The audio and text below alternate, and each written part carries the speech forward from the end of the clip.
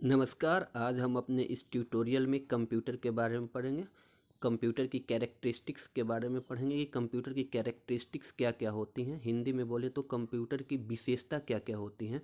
तो कंप्यूटर की कैरेक्टरिस्टिक्स की बात करें तो कंप्यूटर के जो कैरेक्टरिस्टिक्स होते हैं वो होता है speed, accuracy, intelligence, versatility, power of remembering, no IQ, no feeling and storage.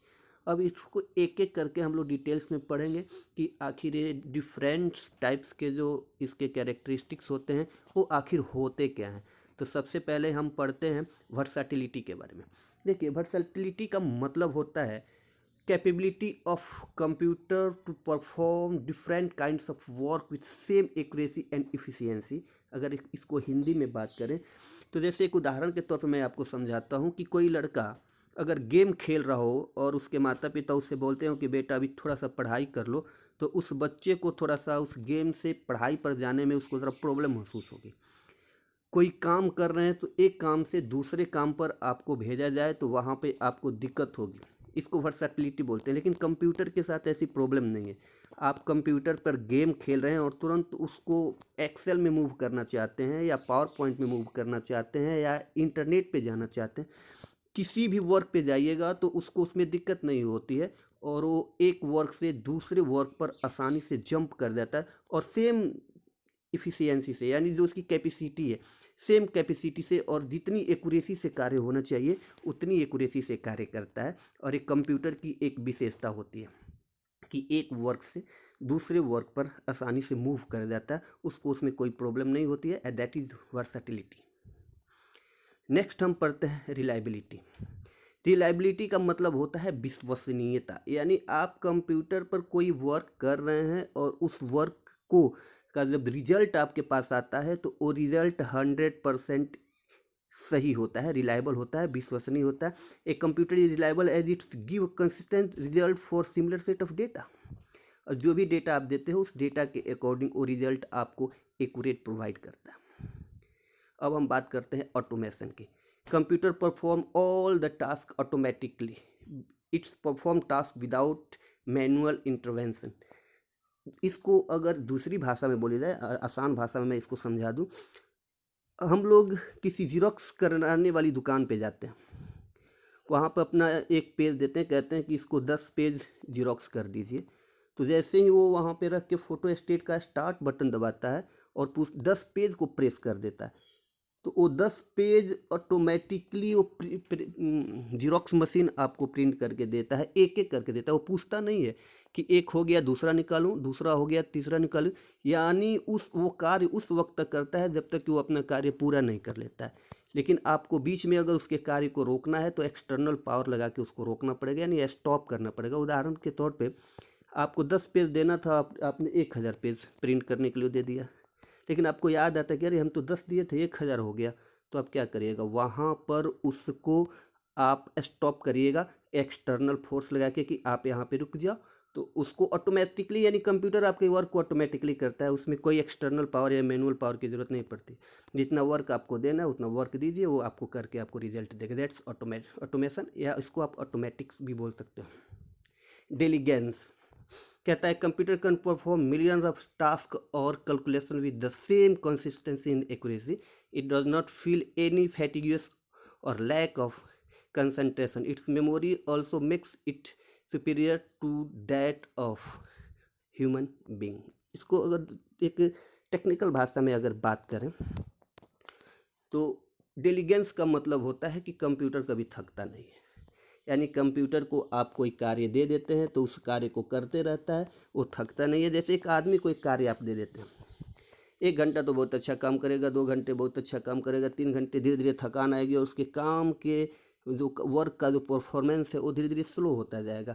हो सकता है कि आगे गलती भी आ जाए, लेकिन कंप्यूटर में कभी थकान आता नहीं है। उदाहरण के तौर पे देखिए, आप के यहाँ किसी का 10 तारीख को रिजल्ट आता है 10th का, वो उसी दिन रिजल्ट देखता है, किसी को पता नहीं तो 2 महीने बाद 1 बजे रात को देखता है, कोई 3 बजे देखता है, कभी कोई देखता है। तो कंप्यूटर तो 24 आवर ऑन है।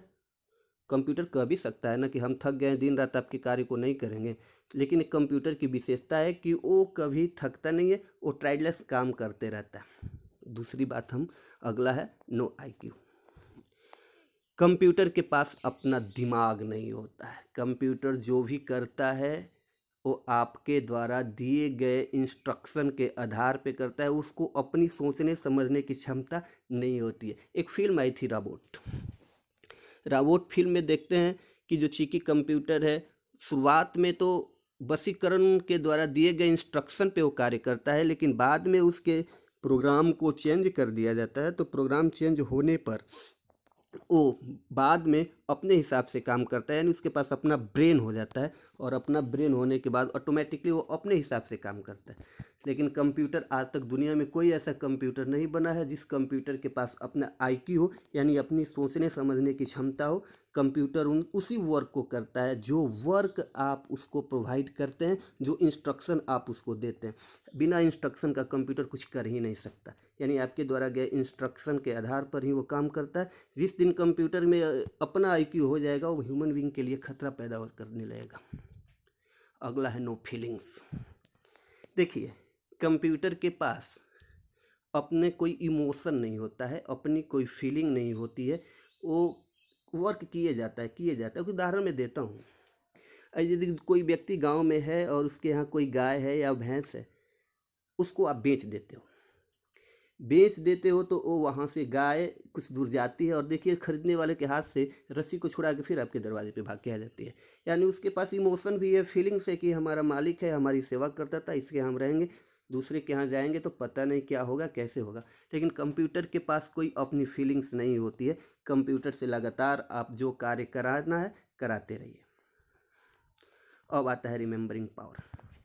कंप्यूटर के पास अपनी यादाश्त क्षमता होती है, यानी वो डेटा को लॉन्ग टाइम तक स्टोर करता है और उस डेटा को आप जब चाहे यूज कर सकते हैं। उदाहरण के तौर पे हम आपको उसका उदाहरण देते हैं।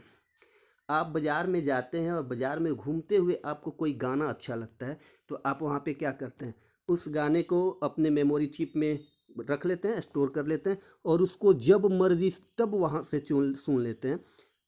10 दिन के बाद सुन ले, 20 दिन के बाद सुन ले, या 10 बरस के बाद सुन ले। उसकी अपनी एक रिमेम्बरिंग पावर होती है, रिमेम्बरिंग क्षमता होती है, जिससे कि वो डेटा को आसानी से रिकॉल कर लेता है। अब हम बात करते हैं जो सबसे इम्पोर्टेंट पॉइंट है, स्पीड।